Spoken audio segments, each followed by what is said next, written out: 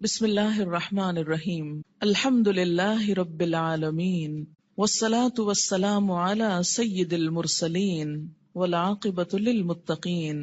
نماز اسلام کا ایک بہت اہم رکن ہے، اللہ تعالیٰ کی یاد اور اللہ تعالیٰ سے تعلق قائم کرنے کا بہت بڑا ذریعہ ہے۔ نبی اکرم صلی اللہ علیہ وسلم نے نماز کو اپنی آنکھوں کی ٹھنڈک قرار دیا۔ نماز کا وقت ہوتا تو آپ صلی اللہ علیہ وسلم حضرت بلال رضی اللہ تعالی عنہ کو ان الفاظ کے ساتھ آذان دینے کا حکم فرماتے: اقم الصلاۃ یا بلال ارحنا بہا، اے بلال ہمیں نماز سے راحت پہنچاؤ۔ ابو داؤد کی روایت ہے۔ نماز کو رسول اکرم صلی اللہ علیہ وسلم نے جنت میں جانے کی ضمانت قرار دیا۔ حضرت ربیعہ بن کعب اسلمی رضی اللہ تعالی عنہ رسول اللہ صلی اللہ علیہ وسلم کی خدمت میں حاضر رہتے اور نبی صلی اللہ علیہ وسلم کے لیے وضو کا پانی اور دوسری چیزیں لایا کرتے تھے۔ ایک مرتبہ آپ نے خوش ہو کر فرمایا: ربیعہ مانگو، کیا مانگتے ہو؟ حضرت ربیعہ رضی اللہ تعالی عنہ نے عرض کیا: یا رسول اللہ صلی اللہ علیہ وسلم، جنت میں آپ کا ساتھ چاہتا ہوں۔ آپ نے فرمایا: تو پھر سجدوں کی کثرت سے میری مدد کرو۔ یہ صحیح مسلم کی روایت ہے۔ یعنی اگر تمہارے نامہ اعمال میں سجدے زیادہ ہوئے تو میرے لیے تمہاری سفارش کرنا آسان ہو جائے گا۔ اللہ تعالیٰ نے قرآن پاک میں کامیاب لوگوں کی نشانی یہ بتائی ہے کہ وہ نماز کی پابندی کرتے ہیں۔ سورۃ المؤمنون آیت 9۔ سورۃ نور میں فرمایا کہ انہیں تجارت اور خرید و فروخت اللہ کی یاد اور نماز قائم کرنے اور زکوٰۃ دینے سے غافل نہیں کرتی۔ اللہ تعالیٰ نے نماز کو اقامت دین کی تمام تر جد و جہد کا حاصل قرار دیا۔ ارشاد باری تعالیٰ ہے: اگر ہم انہیں زمین میں اقتدار بخشیں، یعنی مسلمان زمین میں عروج کو پہنچے، طاقتور ہوں، تو وہ نماز قائم کریں گے، یعنی لوگوں کو اللہ کے آگے جھکائیں گے، زکوٰۃ ادا کریں گے، نیکی کا حکم دیں گے اور برائی سے منع کریں گے۔ یہ ایک اسلامی حکومت کی بنیادی خصوصیات ہیں۔ تکلیف، دکھ اور رنج کے وقت مومن کا یہی سب سے بڑا سہارا ہے۔ ارشاد باری تعالیٰ ہے: اے لوگو جو ایمان لائے ہو، اللہ سے صبر اور نماز کے ساتھ مدد مانگو۔ حضرت ابراہیم علیہ السلام اللہ تعالیٰ کے حکم پر اپنے اہل و عیال کو بیت الحرام کے پاس بے آب و گیاہ جگہ پر لے آئے تو بارگاہ رب العزت میں یہ دعا کی کہ میرے رب مجھے اور میری اولاد کو نماز قائم کرنے والا بنا۔ حضرت اسماعیل علیہ السلام کے جن اوصاف کا ذکر قرآن پاک میں آتا ہے ان میں سے ایک یہ بھی ہے، وہ اپنے گھر والوں کو نماز اور زکوٰۃ کا حکم دیتے تھے۔ آپ صلی اللہ علیہ وسلم کو بھی اس بات کا حکم دیا گیا کہ آپ اپنے اہل و عیال کو نماز کا حکم دیں اور خود بھی اس کے پابند رہیں۔ قرآن کریم سے ہدایت حاصل کرنے والے خوش نصیب لوگوں کی اللہ تعالیٰ نے جو نشانیاں بتائی ہیں ان میں سے ایک نشانی یہ بھی ہے کہ وہ نماز قائم کرنے والے لوگ ہیں۔ ذالک الکتاب لا ریب فیہ ھدی للمتقین الذین یؤمنون بالغیب ویقیمون الصلاۃ۔ نماز میں غفلت، کاہلی اور سستی سے کام لینے کو اللہ تعالیٰ نے منافقین کی نشانی بتایا ہے کہ اذا قاموا الی الصلاۃ قاموا کسالی، کہ منافق جب نماز کے لیے اٹھتے ہیں تو سستی کے ساتھ اٹھتے ہیں۔ یراؤن الناس، محض لوگوں کو دکھانے کے لیے، ولا یذکرون اللہ الا قلیلا، اور اللہ کو بہت کم ہی یاد کرتے ہیں، یعنی ان کو نمازوں میں بھی خدا یاد نہیں آتا۔ سورۃ ماعون میں اللہ تعالیٰ نے ان نمازیوں کے لیے ہلاکت اور تباہی بتائی جو نماز کے معاملے میں غفلت اور بے پرواہی سے کام لیتے ہیں۔ فویل للمصلین الذین هم عن صلاتهم ساہون۔ قرآن پاک میں اللہ تعالیٰ نے اقوام کی تباہی اور ہلاکت کا اصل سبب ترک نماز بتایا۔ ارشاد باری تعالیٰ ہے: اللہ کے فرما بردار بندوں کے بعد ایسے نالائق لوگ ان کے جانشین ہوئے جنہوں نے نماز کو ضائع کیا اور دنیا کے مزے اڑانے میں لگ گئے۔ ایسے لوگ عنقریب گمراہی کے انجام سے دوچار ہوں گے، یعنی دنیا میں بھی اس کا نقصان اٹھائیں گے اور آخرت میں بھی خسارے میں مبتلا ہوں گے۔ قیامت کے روز جہنمیوں کا ایک گروہ جہنم میں جانے کا ایک سبب یہ بیان کرے گا کہ لم نک من المصلین، ہم نماز پڑھنے والوں میں سے نہ تھے۔ حالت امن ہو یا حالت خوف، گرمی ہو یا سردی، تندرستی ہو یا بیماری، حتیٰ کہ جہاد و قتال کے موقع پر عین میدان جنگ میں بھی یہ فرض ساقط نہیں ہوتا۔ رسول اکرم صلی اللہ علیہ وسلم 5 فرض نمازوں کے علاوہ نماز تہجد، نماز اشراق، نماز چاشت، تحیت الوضو، تحیت المسجد کا بھی اہتمام فرماتے تھے۔ اور پھر خاص خاص مواقع پر اپنے رب کے حضور توبہ استغفار کے لیے نماز ہی کو ذریعہ بناتے، یعنی صلاۃ توبہ۔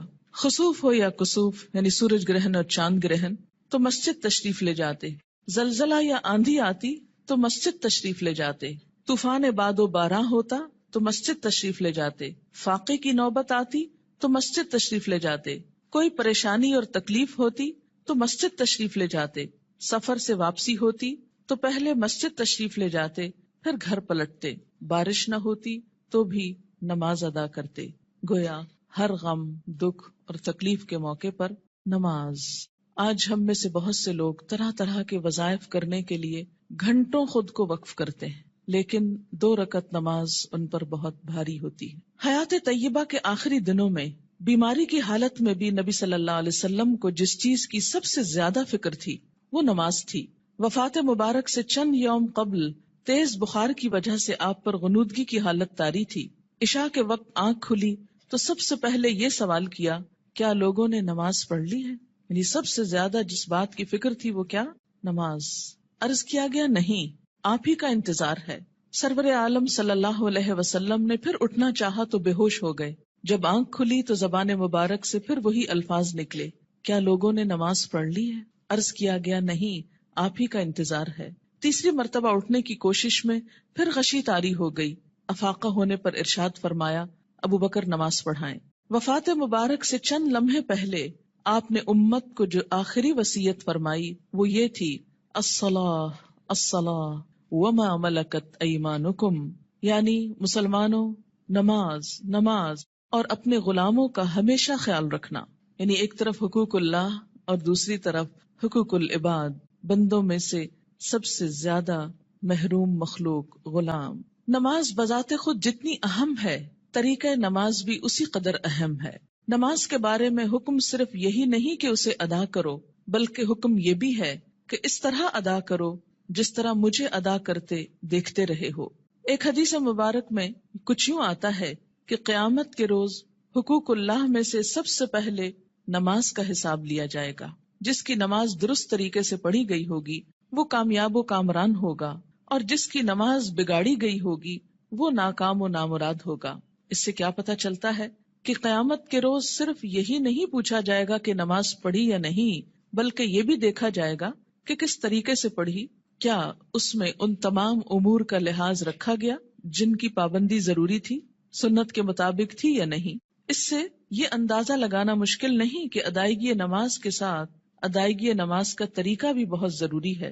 جو مسائل آگے بیان کیے جائیں گے وہ کسی خاص فقہی مسلک کو سامنے رکھ کر نہیں، اور نہ ہی کسی مسلک کو صحیح یا غلط ثابت کرنے کے لیے یہ مجموعہ مرتب کیا گیا ہے، بلکہ پیش نظر صحابہ کرام کا وہ طریقہ ہے جس میں ایک صحابی حضرت حذیفہ رضی اللہ تعالی عنہ نے ایک آدمی کو نماز پڑھتے دیکھا جو رکوع اور سجود پورے نہیں کر رہا تھا۔ جب وہ آدمی نماز سے فارغ ہوا تو حضرت حذیفہ رضی اللہ تعالی عنہ نے اسے بلا کر کہا، تم نے نماز نہیں پڑھی، اور اگر اسی طرح کی نماز پڑھتے پڑھتے مر گئے تو طریقہ اسلام کے خلاف مرو گے۔ یعنی اگر رکوع سجدہ صحیح طور پر ادا نہیں ہوا مکمل طور پر تو وہ نماز پھر نماز نہیں، ایک مذاق ہے نماز کا۔ ایک دوسرے صحابی حضرت عبداللہ بن عباس رضی اللہ تعالی عنہ نے ایک شخص کو نماز عید سے پہلے نفل پڑھتے دیکھا تو اسے منع کیا۔ وہ کہنے لگا، اللہ تعالیٰ مجھے نماز پڑھنے پر عذاب نہیں کرے گا۔ حضرت عبداللہ بن عباس نے فرمایا، اللہ تعالیٰ تجھے سنت رسول صلی اللہ علیہ وسلم کی مخالفت کرنے پر ضرور عذاب دے گا، کیونکہ آپ نے کبھی نماز عید سے پہلے عیدگاہ میں نفل نہیں پڑھے تھے۔ ایسے کاموں سے کیوں اتنی شدت سے روکا گیا؟ کیونکہ اس سے دین بوجھل ہو جاتا ہے۔ اگر ایک شخص ایک رو میں آ کے کرتا ہے، دوسرا اس کو دیکھ کے کل ایک پورا وہ طریقہ بن جائے گا اور لوگ اس کو اپنے لیے لازم قرار دے دیں گے اور بلا وجہ دین کو بھاری کر لیں گے۔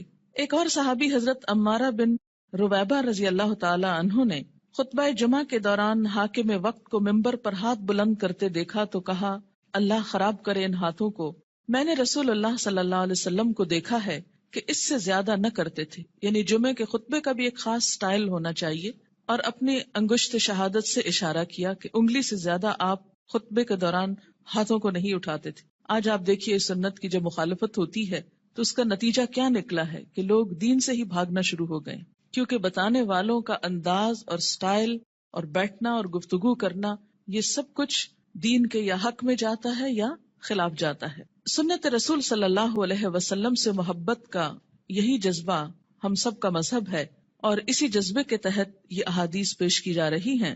صحابہ کرام کے مذکورہ بالا طرز عمل سے یہ بھی معلوم ہوتا ہے کہ جن مسائل کو ہم فروعی، اختلافی اور غیر اہم سمجھتے ہوئے نظر انداز کر دیتے ہیں، صحابہ کرام کے نزدیک ان کی کتنی اہمیت تھی۔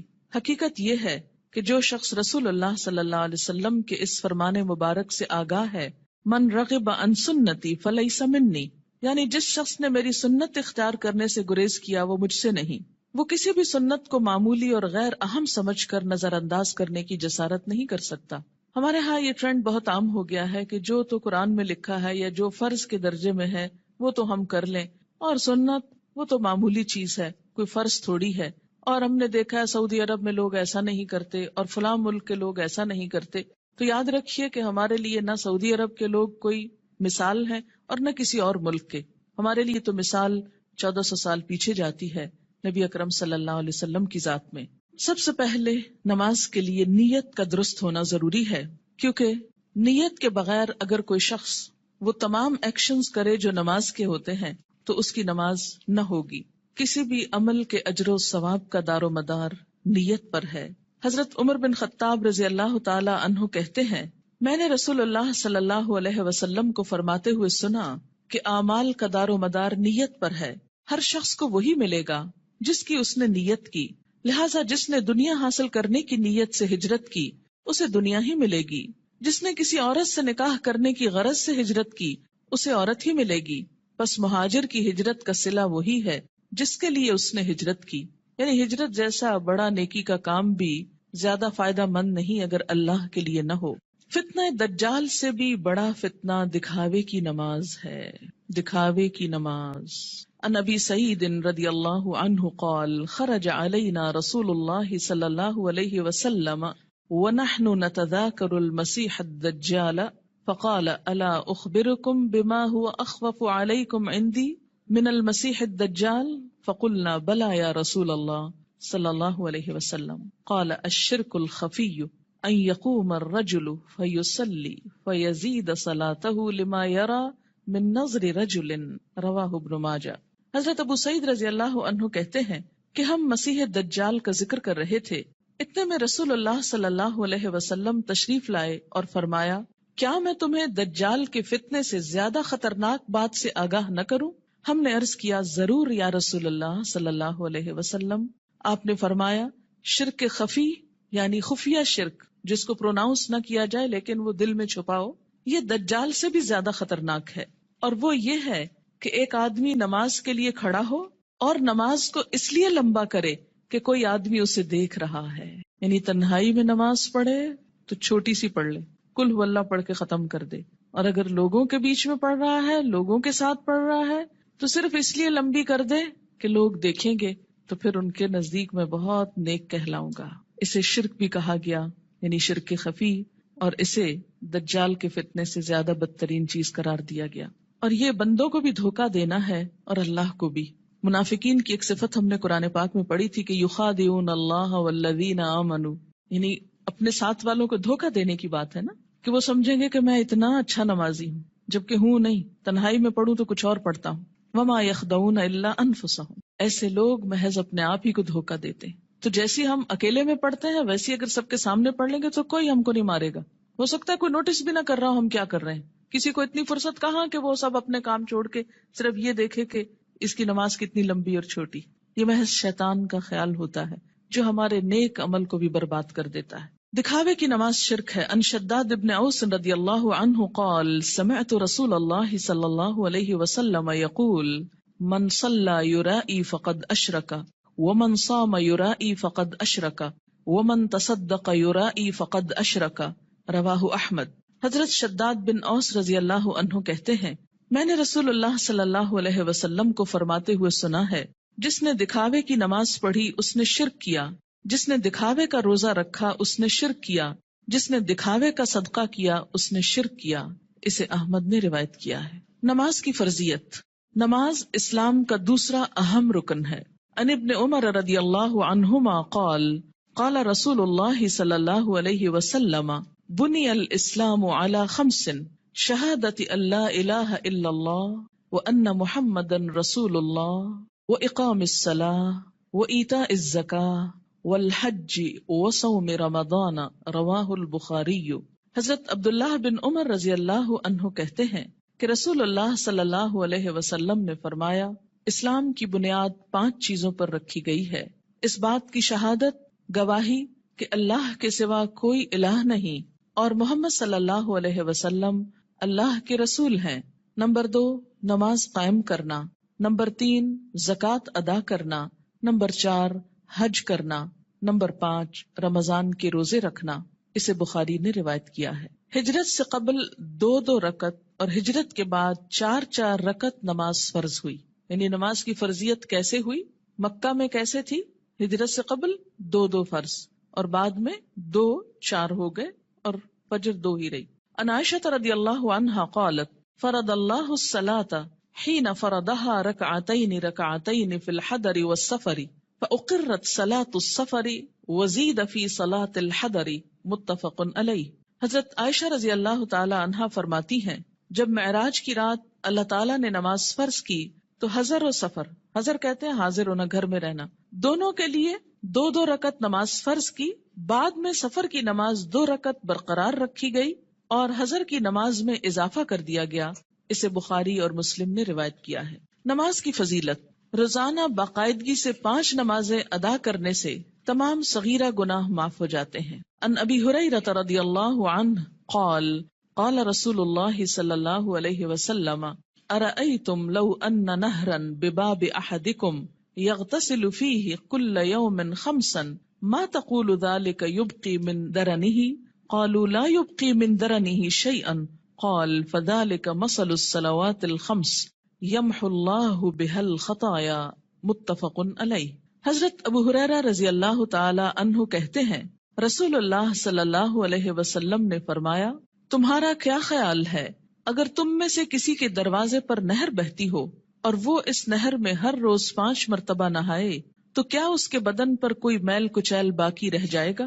صحابہ کرام نے عرض کیا، نہیں، کسی قسم کا میل کچیل باقی نہیں رہے گا۔ آپ صلی اللہ علیہ وسلم نے فرمایا، یہی 5 نمازوں کی مثال ہے، اللہ تعالیٰ ان نمازوں کے ذریعے گناہ مٹا دیتا ہے۔ اسے بخاری اور مسلم نے روایت کیا ہے۔ یاد رکھیے کہ کچھ گناہ ایسے ہوتے ہیں کہ جن کو نیکیاں مٹاتی چلی جاتی ہیں۔ ان الحسنات یذہبن السیئات، اس میں کیا چیز آتی ہے؟ مثلاً آپ کے ہاتھوں کو ڈسٹ اور چھوٹی موٹی گندگی لگ جاتی ہے کام کرتے ہوئے، جب آپ پانی سے دھوتے ہیں تو وہ ڈسٹ خود بخود بہہ جاتی۔ کچھ چکنائی وغیرہ کے داغ ایسے ہوتے ہیں کہ جو صرف پانی سے نہیں دھلتے، اس کے لیے آپ کو صابن استعمال کرنا پڑتا ہے۔ کچھ داغ ایسے ہوتے ہیں پینٹ وغیرہ کے کہ جو صرف پانی اور صابن سے نہیں دھلتے، ان کے لیے آپ کو مخصوص قسم کا سولوشن استعمال کرنا ہوتا ہے جو ان دھبوں کو دور کر دے۔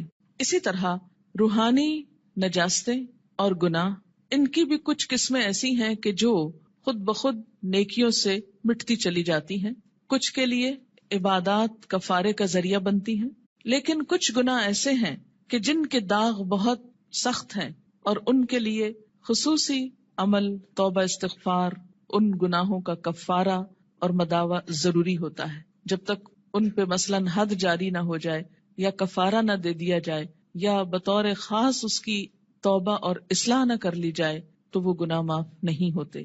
تو اسی لیے اس حدیث کا یہ جو معنی کیا گیا ہے یمحو اللہ بہا الخطایا، تو خطایا سے مراد کیا ہے؟ عام چھوٹے موٹے گناہ جو انسان ہونے کے ناطے بھول چوک کر اچانک انسان سے سرزد ہو جاتے ہیں۔ آپ منہ سے کچھ کہنے چلے تھے، کچھ اور کہہ بیٹھے، آپ کی نیت نہیں تھی، ارادہ نہیں تھا، اچانک ہی کچھ ہو گیا، پھر احساس ہوتا ہے، پھر آپ دوبارہ اس کی اصلاح کرتے ہیں، لیکن بسا اوقات وہ بھی بھول جاتے ہیں۔ تو ایسے میں کیا ہے کہ جو چیزیں انجانے میں نہ چاہتے ہوئے انسان سے ہو جائیں تو اللہ تعالیٰ انسان کے گناہوں کو مختلف عبادات کے ذریعے دھوتا رہتا ہے۔ نماز گناہوں کی آگ کو ٹھنڈا کرتی ہے۔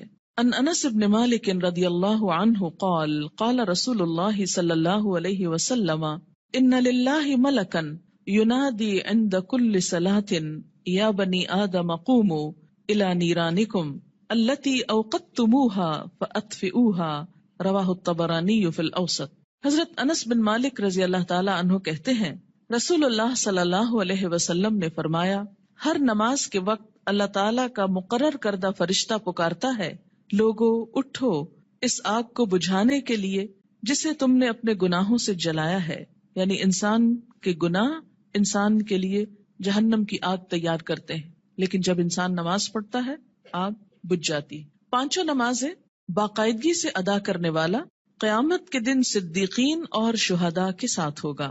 ان عمر ابن مرۃ الجہنی رضی اللہ عنہ قال جاء رجل الى النبی صلی اللہ علیہ وسلم فقال یا رسول اللہ ارأیت ان شہدت ان لا الہ الا اللہ وانک رسول اللہ وصلیت الصلوات الخمس وادیت الزکاة وصمت رمضان وقمته فممن انا قال من الصدیقین والشہداء رواہ ابن حبان۔ حضرت عمر بن مرہ جہنی رضی اللہ تعالی عنہ کہتے ہیں کہ ایک آدمی نبی اکرم صلی اللہ علیہ وسلم کی خدمت میں حاضر ہوا اور عرض کیا یا رسول اللہ بتائیے اگر میں گواہی دوں کہ اللہ کے سوا کوئی الہ نہیں، آپ اللہ کے رسول ہیں، اور پانچوں نمازیں ادا کروں، زکوٰۃ دوں، رمضان کے روزے رکھوں اور رمضان میں قیام بھی کروں یعنی تراویح بھی پڑھوں، تو میرا شمار کن لوگوں میں ہوگا؟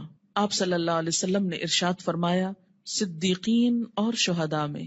اسے ابن حبان نے روایت کیا ہے۔ یعنی فرائض کا پورا کرنے والا بلند درجے رکھتا ہے، الا یہ کہ وہ بندوں کے حقوق میں ایسی کمی کرے کہ جس سے اس کے فرائض کا اجر بھی ختم ہو جائے۔ رات کی تاریکی میں مسجد میں آنے والے نمازیوں کے لیے قیامت کے دن مکمل نور کی خوشخبری ہے۔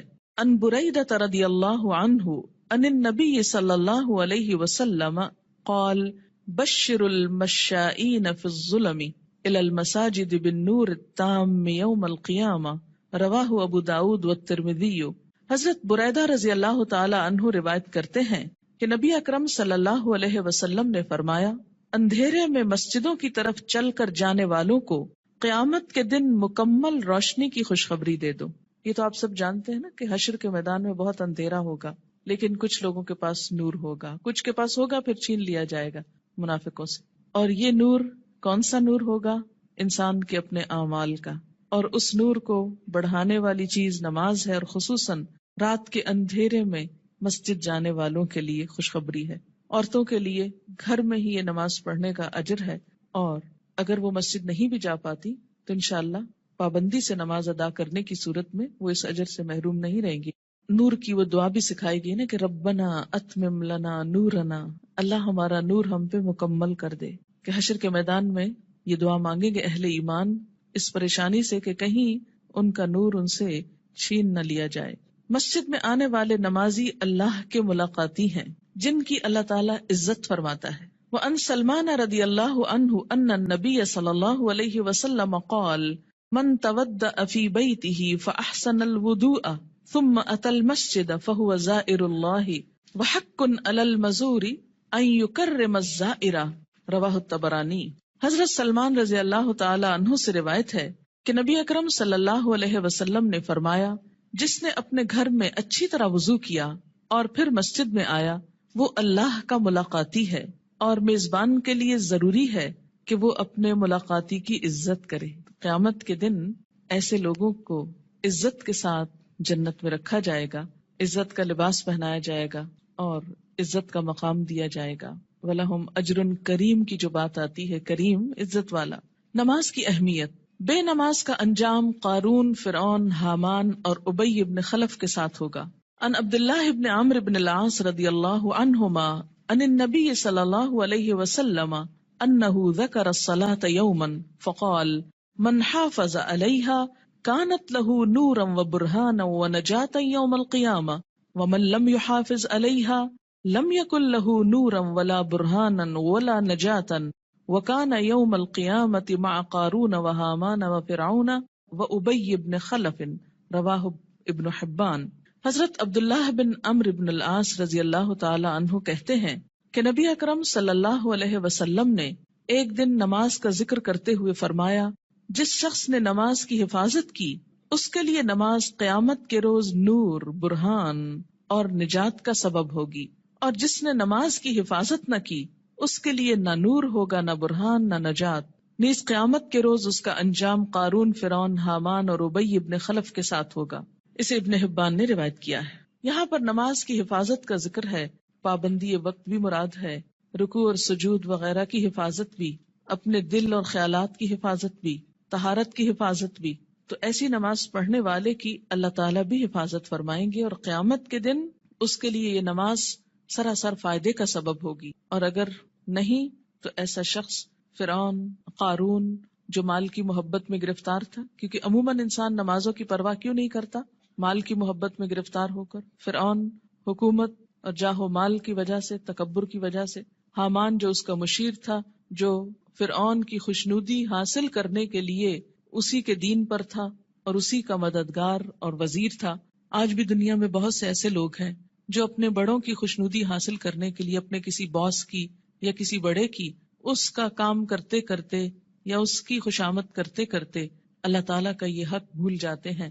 اور اسی طرح ابی ابن خلف اسلام دشمنوں میں سے تھا، یعنی ایسا شخص جو نماز کی حفاظت نہ کرے، پھر اسے صدیقین اور شہداء کے ساتھ ہونے کی بجائے ایسے مجرموں کے ساتھ رکھا جائے گا۔ اسلام اور کفر کے درمیان حد فاصل نماز ہے۔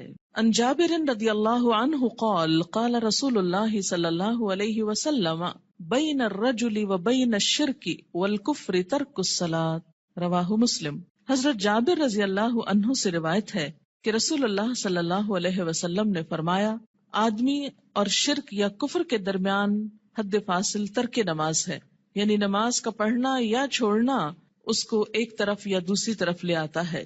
اسے مسلم نے روایت کیا ہے۔ مثلاً ایک شخص مسلمان ہے، اسلام کی حفاظت میں ہے، یہ حفاظت جو ہے یہ نماز کے ساتھ ہے، یا یوں کہیے کہ نماز ہی کی یہ باؤنڈری۔ جب کوئی شخص نماز نہیں پڑھتا، اس عہد کو توڑتا ہے تو وہ کٹ جاتی ہے ڈور جس سے وہ محفوظ تھا، اور اس کے بعد وہ اسلام کی حدوں سے نکل کر کفر کے قریب ہو جاتا ہے یا اس میں داخل ہو جاتا ہے۔ 10 برس کی عمر میں اگر بچہ نماز کا عادی نہ بنے تو اسے مار کر نماز پڑھوانی چاہیے، یعنی سختی کی جا سکتی ہے۔ عن عمرو بن شعیب عن ابیہ عن جدہ رضی اللہ عنہما قال قال رسول اللہ صلی اللہ علیہ وسلم مروا اولادکم بالصلاة وهم ابناء 7 سنین واضربوهم علیہا وهم ابناء 10 سنین وفرقوا بینہم فی المضاجع، رواہ ابو داود۔ حضرت عمر اپنے باپ شعیب سے اور شعیب اپنے دادا عبداللہ بن عمرو بن عاص سے روایت کرتے ہیں کہ رسول اللہ صلی اللہ علیہ وسلم نے فرمایا، جب تمہارے بچے 7 برس کے ہو جائیں تو انہیں نماز پڑھنے کا حکم دو، جب 10 برس کے ہو جائیں اور نماز باقاعدگی سے نہ پڑھیں تو نماز پڑھانے کے لیے انہیں مارو، نیز 10 برس کی عمر کے بچوں کو علیحدہ علیحدہ بستروں پر سلاؤ۔ اسے ابو داؤد نے روایت کیا ہے۔ 10 سال کی عمر تک بچے کی عادتیں پختہ ہو جاتی، اگر اس عمر میں والدین کچھ محنت کر لیں، تکلیف کر لیں، تو باقی زندگی میں پھر آسانی ہو جائے گی، کیونکہ والدین سے پوچھا جائے گا بچوں کی تربیت کے بارے میں۔ قرآن پاک میں اللہ تعالیٰ فرماتے ہیں، یا ایھا الذین آمنوا قوا انفسکم واہلیکم نارا، اے لوگو جو ایمان لائے ہو، بچاؤ اپنے آپ کو اور اپنے اہل و عیال کو آگ سے۔ ہم سمجھتے ہیں ایمان اور آگ، ہم نے تو کلمہ پڑھ لیا، ہمیں آگ کیوں چھوئے گی؟ اللہ تعالیٰ ایمان والوں ہی سے فرما رہے ہیں کہ اپنے آپ کو اور اپنے بچوں کو، بیوی کو، گھر والوں کو، اہل و عیال کو آگ سے بچاؤ، یعنی ان کی اسلامی خطوط پر تربیت کرو تاکہ وہ اللہ کے بندے بن کر زندگی بسر کر سکیں۔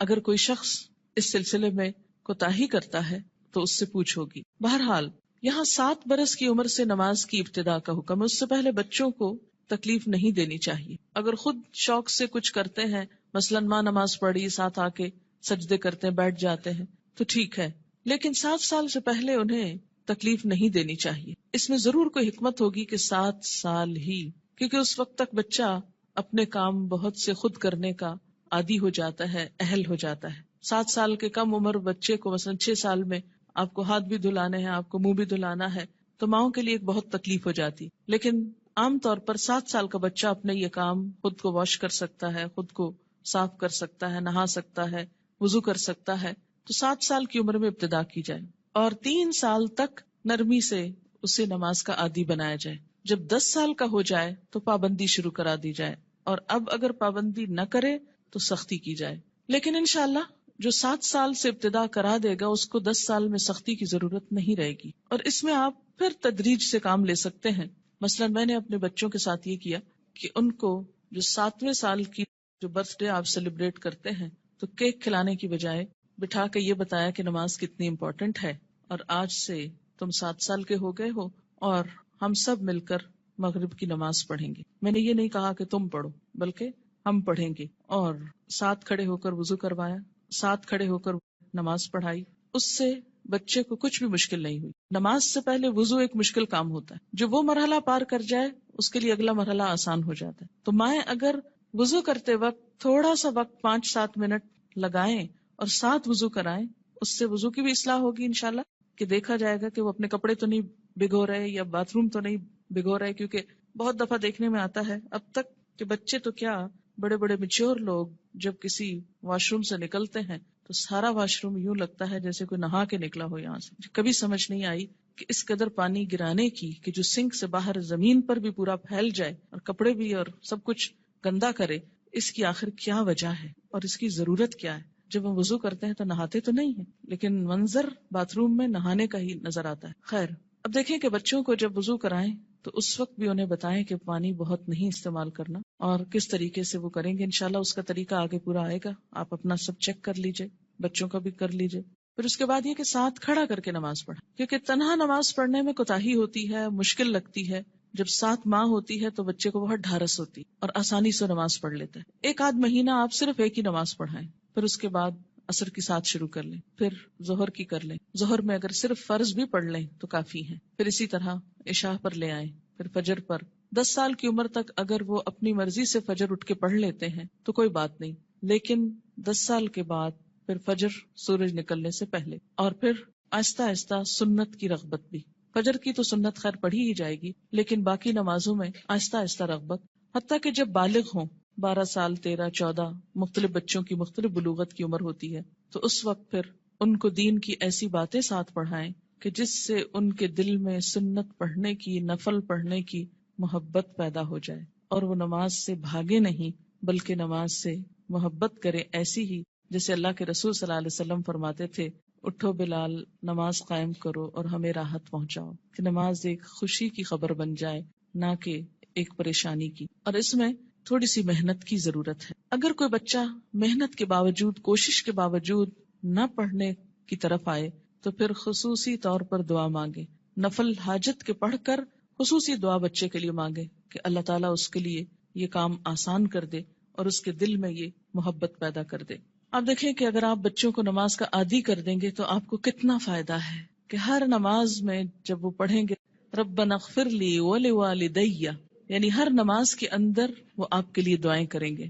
ربنا اغفر لی ولوالدی، اللہ مجھ کو معاف کر دے اور میرے والدین کو کر دے. مفت کی دعائیں ملتی جائیں گی ساری زندگی. دنیا سے چلے بھی جائیں تو پیچھے سے بچے دعائیں کریں گے، ورنہ الگ سے کس کو یاد رہتا ہے کہ وہ دعا کرے. اور ایسے ہی بچے پھر ماں باپ کے لیے صدقہ جاریہ ہو جاتے ہیں. صرف نماز عصر کا فوت ہونا ایسا ہے جیسے کسی کا مال اور اہل و عیال لٹ جائے. عن ابن عمر رضی اللہ عنہما قال قال رسول اللہ صلی اللہ علیہ وسلم الذي تفوته صلاة العصر فكأنما وتر أهله وماله متفق علیہ. حضرت عبداللہ بن عمر سے روایت ہے، رسول اللہ صلی اللہ علیہ وسلم نے فرمایا، جس شخص کی نماز عصر فوت ہو جائے اس کی حالت اس شخص کی طرح ہے جس کا اہل و عیال اور مال و اسباب ہلاک ہو گیا ہو. صرف نماز عصر قضا کرنا ایسا ہے گویا کسی کا گھر گر جائے، بال بچے سب مر جائیں اس میں اور پورا مال بھی تباہ ہو جائے، یا گھر والوں سمیت گھر کو آگ لگ جائے اور ہر چیز راکھ ہو جائے. ایسا حادثہ اگر کہیں ہو جائے تو انسان دنوں یاد رکھتا ہے، لیکن نماز قضا کر کے کتنا دکھ اور تکلیف ہم محسوس کرتے ہیں وہ ہم سب اپنے دلوں سے پوچھ سکتے ہیں. یہ نقصان دنیا میں نظر نہیں آتا اس لیے دکھ بھی نہیں ہوتا، آخرت کے دن یہ نقصان نظر آئے گا اور تلافی کی کوئی صورت نہ ہوگی، کوئی موقع نہ ہوگا. اچھا، یہ جو حدیث ہے یہ بخاری اور مسلم نے روایت کی ہے، یعنی متفق علیہ حدیث ہے، یعنی کوئی ایسی کھیل مذاق کی بات نہیں ہے کہ ایسی ڈرا رہے. نماز سے غفلت کی سزا. حضرت سمرہ بن جندب رضی اللہ تعالی عنہ روایت کرتے ہیں کہ حضور صلی اللہ علیہ وسلم اپنے اصحاب سے پوچھا کرتے، کیا تم میں سے کسی نے کوئی خواب دیکھا ہے؟ سمرہ کہتے ہیں پھر اللہ تعالیٰ جس کے لیے چاہتا وہ اپنا خواب بیان کرتا، یعنی اللہ کے اذن سے لوگ اپنا خواب بیان کرتے. ایک دن صبح کے وقت ایسا ہوا، حضرت صلی اللہ علیہ وسلم نے فرمایا، گزشتہ رات کو میرے پاس 2 فرشتے آئے، جبرائیل اور میکائیل علیہم السلام. دونوں نے مجھ کو اٹھایا اور کہنے لگے چلو. میں ان کے ساتھ چلا. ایک آدمی کے پاس پہنچے جو کروٹ پر لیٹا ہے، یعنی پہلو پہ لیٹا ہوا ہے، اور دوسرا شخص جو ایک فرشتہ ہے پتھر لیے ہوئے اس کے سر پہ کھڑا ہے. وہ کیا کرتا ہے؟ جھک کر پتھر سے اس کا سر کچل ڈالتا، یعنی کھڑا آدمی جھک کر پتھر سے سر کچلتا ہے اور پتھر ڈھلک کر ادھر آ جاتا ہے. یعنی جب وہ پھینکتا ہے سر کچل کر پتھر دوسری طرف چلا جاتا ہے.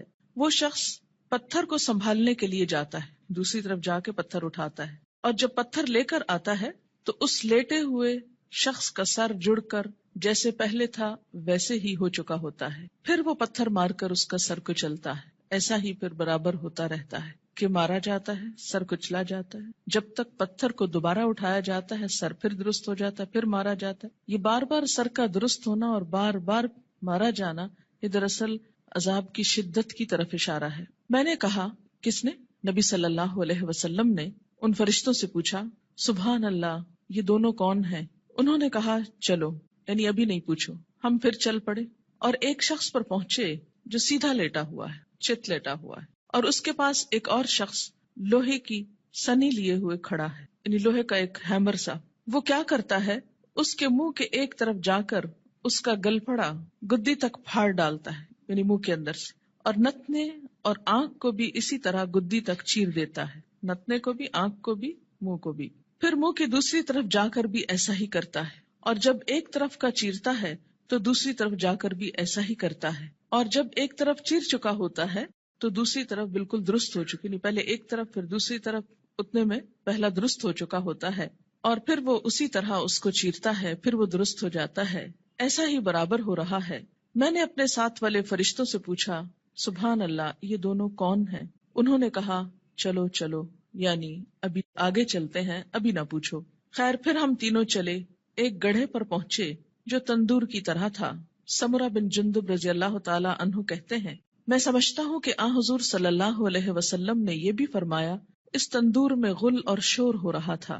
ہم نے جو جھانک کر دیکھا تو اس میں مرد اور عورتیں ہیں، لیکن سب ننگے، اور جب ان کے نیچے سے آگ کی لپٹ ان پر آتی ہے تو چلاتے ہیں. میں نے اپنے ساتھ والے فرشتوں سے پوچھا یہ کون لوگ ہیں؟ انہوں نے کہا چلو، یعنی ابھی آگے چلتے ہیں. خیر پھر ہم تینوں چلے اور ایک ندی پر پہنچے. سمرہ کہتے ہیں میں سمجھتا ہوں کہ حضرت صلی اللہ علیہ وسلم نے فرمایا اس کا پانی، ندی کا پانی خون کی طرح سرخ تھا، اور ایک شخص اس ندی میں تیر رہا تھا. ندی کے کنارے ایک اور شخص کھڑا تھا جس نے اپنے سامنے بہت سے پتھر اکٹھے کر رکھے تھے. یہ شخص جو ندی میں تیر رہا تھا تیرتے تیرتے اس کنارے والے شخص کے پاس آتا اور اپنا منہ کھول دیتا. وہ اس کے منہ میں ایک پتھر دے دیتا، پھر ندی میں چل دیتا، پھر لوٹ کر آتا تو کنارے والا شخص ایک اور پتھر اس کے منہ میں دے دیتا. غرض جب وہ لوٹ کر آتا یہی ہوتا. میں نے اپنے ساتھ والے فرشتوں سے پوچھا یہ دونوں کون ہیں؟ انہوں نے کہا چلو چلو چلو، چلتے ہیں. خیر پھر ہم تینوں چلتے چلتے ایک نہایت بدصورت بد شکل مرد کے پاس پہنچے، بہت ہی بدصورت جو تم نے کبھی بھی دیکھا ہو. وہ کیا کر رہا تھا؟ آگ سلگا رہا تھا اور اس کے گرد دوڑ رہا تھا. میں نے اپنے ساتھ والے فرشتوں سے پوچھا یہ کون ہے؟ انہوں نے کہا چلو چلتے ہیں. پھر ہم تینوں چلے. چلتے چلتے ایک بہت گھنے سبز باغیچے پر پہنچے. اس میں ہمہ قسم کے پھول تھے، یعنی ہر طرح کے پھول تھے. اس کے بیچوں بیچ ایک لمبے قد کا آدمی تھا، اتنا لمبا کہ مجھ کو اس کا سر دیکھنا مشکل ہو گیا، اور اس کے گرد بہت سے لڑکے جمع ہیں. اتنے لڑکے میں نے کبھی نہیں دیکھے. میں نے اپنے ساتھ والے فرشتوں سے پوچھا یہ لمبا شخص کون ہے اور یہ لڑکے کون ہیں؟ انہوں نے کہا چلو چلتے ہیں، ابھی نہ پوچھو. خیر پھر ہم تینوں چلے اور ایک بڑے باغ پر پہنچے. ایسا بڑا باغ اور عمدہ باغ میں نے کبھی نہیں دیکھا. میرے ساتھ والے فرشتوں نے مجھ سے کہا اس باغ میں ایک درخت تھا، اس پر چڑھ جا. ہم تینوں اس پہ چڑھ گئے اور جاتے جاتے ایک شہر پر پہنچے جو سونے چاندی کی اینٹوں سے بنایا گیا تھا. ہم نے اس شہر کے دروازے پر آ کر دروازے کو کھلوایا. دروازہ کھولا گیا، ہم اس کے اندر گئے. وہاں ہم کو ایسے آدمی ملے کہ ان کا آدھا دھڑ تو نہایت خوبصورت، بہت ہی خوبصورت جو کبھی تم نے دیکھا ہو، اور آدھا بدصورت. میرے ساتھ والے فرشتوں نے ان سے کہا جاؤ اس ندی میں گر پڑو، غوطہ لگاؤ. وہاں ایک اور ندی دکھائی دی جو چوڑائی میں بہ رہی تھی. اس کا پانی دودھ کی طرح سفید تھا. غرض یہ آدمی اس ندی میں کود پڑے پھر جو لوٹ کر ہمارے پاس آئے تو ان کی بدصورتی جاتی رہی، ان کا پورا جسم خوبصورت ہو گیا۔ اب میرے ساتھ والے فرشتے کہنے لگے یہ شہر جنت العدن ہے، قرآن پاک میں آتا ہے نا جنات و عدن، ہمیشہ رہنے والا باغ، ایور گرین، اور یہی تمہارا مقام ہے۔ میری آنکھ جو اوپر اٹھی تو کیا دیکھتا ہوں، ایک محل ہے سفید ابر کی طرح، یعنی بادل کی طرح۔ ان فرشتوں نے کہا یہ تمہارا گھر ہے۔ میں نے کہا اللہ تم کو برکت دے، مجھ کو چھوڑو میں اپنے گھر میں جاؤں۔ انہوں نے کہا نہیں، ابھی تم اس گھر میں نہیں جا سکتے، لیکن بعد میں تم اس میں داخل ہوگے۔ میں نے کہا اچھا خیر، اس رات کو میں نے جو عجیب عجیب باتیں دیکھی تو ان کی حقیقت بیان کرو۔ انہوں نے کہا ہاں، اب ہم تم سے ان کی حقیقت بیان کرتے ہیں۔ پہلا شخص جو تم نے دیکھا جس کا سر پتھر سے کچلا جا رہا تھا، یہ وہ شخص ہے جس نے قرآن سیکھ کر اس کو چھوڑ دیا تھا۔ فرض نماز کا وقت قضا ہو جاتا اور وہ سویا رہتا۔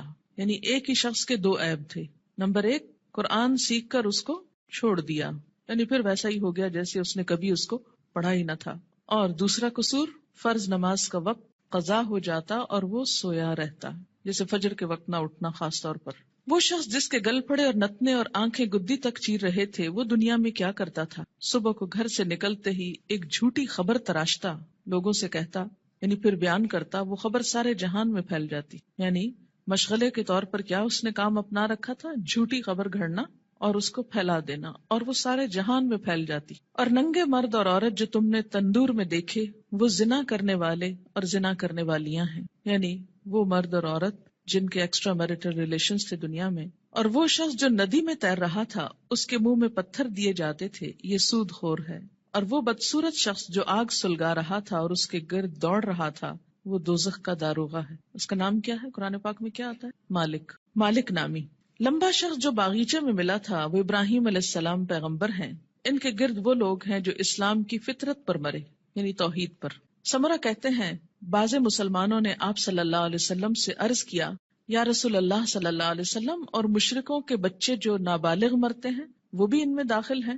آپ نے فرمایا ہاں، مشرکوں کے بچے بھی، کیونکہ ہر بچہ فطرت پر پیدا ہوتا ہے نا، جب تک اس کا شعور اپنا نہیں جاگ جاتا۔ اب رہے وہ لوگ جن کا آدھا دھڑ خوبصورت تھا، آدھا دھڑ بدصورت، یہ وہ لوگ تھے جنہوں نے دنیا میں اچھے اور برے سب طرح کے کام کیے، یعنی کچھ کام ان کے اچھے تھے اور کچھ کام ان کے برے تھے، آدھے خوبصورت آدھے بدصورت۔ جب اس طرح ان کی پہچان ہو جائے گی تو پھر ایک وقت آئے گا کہ ان کو نہلا کر درست کر دیا جائے گا، کیونکہ جنت میں رہنے والا کوئی شخص پھر ہمیشہ کے لیے بدصورت نہیں ہوگا۔ اب دیکھیں کہ دنیا میں اگر کسی کا ناک اس کی پسند کا نہ ہو، یا چہرے پہ داغ ہو، یا کچھ بھی ہو، یا اگر پاؤں خوبصورت نہ ہو، تو کس قدر شرمندگی محسوس کرتا رہتا ہے، احساس کمتری میں مبتلا ہو جاتا ہے۔ جنت میں اگر کچھ عرصہ بھی ایسا لوگوں کے بیچ میں رہنا پڑے کہ آدھا دھڑ خوبصورت ہو اور آدھا بدصورت ہو، تو کس قدر شرمندگی کی بات ہے۔ اس لیے انسان کے جتنے بھی اعمال ایسے ہوں جو بدصورت کرنے والے ہوں، اس کو ان کو چھوڑ کر خوبصورت کی طرف پلٹنے کی ضرورت ہے۔ بخاری کی یہ روایت ہے، طویل روایت، جس کا ایک حصہ فرض نماز کے بارے میں ہے۔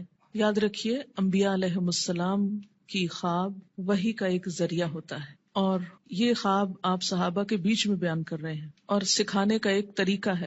انبیاء علیہ السلام کو وحی بسا اوقات خواب میں بھی آتی۔ حضرت عائشہ رضی اللہ تعالی عنہا کا بیان ہے کہ نبی صلی اللہ علیہ وسلم پر وحی آنے کی ابتدا ہی سچے خوابوں سے ہوئی تھی۔ انبیاء علیہ السلام کے خواب بھی سچے ہوتے ہیں، اور خواب میں بھی جو سین ان کو دکھائے جاتے ہیں، جو باتیں ان کو دکھائی جاتی ہیں، وہ بالکل سچ ہوتی ہیں، حقیقت۔ تو یہاں پر آپ صلی اللہ علیہ وسلم کو بذریعہ خواب دکھایا گیا کہ ایک شخص ہے جس کا سر پتھر سے کچلا جا رہا ہے اور پھر ٹھیک ہو جاتا ہے۔ اور پھر اب آپ دیکھیے کہ جو شخص قرآن یاد کر کے بھلا دیتا ہے، ایک تو حافظ کا انجام بتایا گیا۔ میں آپ لوگوں کو یہ نصیحت کروں گی کہ جب تک بچوں کا اپنا رجحان نہ ہو، اپنا شوق نہ ہو، خدا کے لیے ان کو حفظ نہ کرائیں۔ کیوں؟ اس لیے کہ وہ ماں باپ کے کہنے میں آ کے کر تو لیتے ہیں، لیکن بعد میں اس کی حفاظت نہیں کرتے۔ ماں باپ کیوں اتنا اصرار کرتے ہیں ان کو حفظ کرانے پر؟ ریسنٹلی مجھے کسی نے بتایا کہ وہ خود نماز نہیں پڑھتے لیکن بچوں کو حفظ کرانے کا بہت شوق رکھتے ہیں۔ میں نے کہا ایسی بھی کیا بات ہوئی؟ اس لیے کہ وہ یہ چاہتے ہیں کہ بچے ان کو بخشوا سکیں، بچے حافظ بن جائیں اور ماں باپ کی بخشش کرا سکیں۔ تو جہاں اپنی بخشش کے لیے خود تو نماز پڑھی نہ جائے لیکن بچوں کو حافظ بنا دیا جائے، تو وہ بچے بھی کتنا یاد رکھیں گے، اور باپ کو سوتے دیکھیں ساری زندگی تو وہ کتنی نماز پڑھیں گے اور کتنا قرآن پڑھیں گے، تو اللہ ہی جانتا ہے۔ اللہ تعالیٰ یخرج الحی من المیت و یخرج المیت من الحی، زندہ سے مردہ اور مردہ سے زندہ کو نکالتا ہے، بے عمل سے باعمل بچے کو پیدا کر سکتا ہے، یہ اس کی شان ہے. لیکن ہم اپنی کوششوں کو بھی دیکھیں کہ ہم کیا کر رہے ہیں. اور اس میں فرض نماز پڑھے بغیر سو جانا میں فجر کی نماز بھی ہو سکتی ہے اور عشاء بھی ہو سکتی ہے، یا پھر ظہر پڑھے بغیر سو جانا، یا پھر عصر کے لیے اٹھنا ہی نہیں، سوئے چلے جانا. نماز فجر اور عشاء کے لیے مسجد میں نہ آنا نفاق کی علامت ہے. باجماعت نماز نہ پڑھنے والے لوگوں کے گھروں کو رسول اکرم صلی اللہ علیہ وسلم نے جلانے کا ارادہ فرمایا. عن ابی ہریرہ رضی اللہ عنہ قال قال رسول اللہ صلی اللہ علیہ وسلم لیس صلاة اسقل علی المنافقین من الفجر والعشاء ولو يعلمون ما فيهما لآتوهما ولو حبوا لقد هممت ان آمر المؤذن فيقيم ثم آمر رجلا يؤم الناس ثم آخذ شعلا من نار فأحرق على من لا يخرج إلى الصلاة بعد. متفق علیہ. حضرت ابو ہریرہ رضی اللہ تعالیٰ عنہ کہتے ہیں کہ رسول اللہ صلی اللہ علیہ وسلم نے فرمایا، منافقوں پر فجر اور عشاء کی نماز سے زیادہ بھاری کوئی نماز نہیں ہے. اگر انہیں پتہ چل جائے کہ دونوں نمازوں کا ثواب کتنا زیادہ ہے تو ان دونوں نمازوں میں ضرور آتے، خواہ گھٹنوں کے بل ہی آنا پڑتا. چل نہ سکتے تو رینگ کر آتے، جیسے بچے رینگتے ہیں، کرال کرتے ہیں، کرال کرتے ہوئے آتے. میں نے ارادہ کیا کہ مؤذن کو حکم دوں وہ اقامت کہے، پھر ایک آدمی کو حکم دوں کہ وہ لوگوں کی امامت کرائے، اور خود آگ کا ایک شعلہ لے کر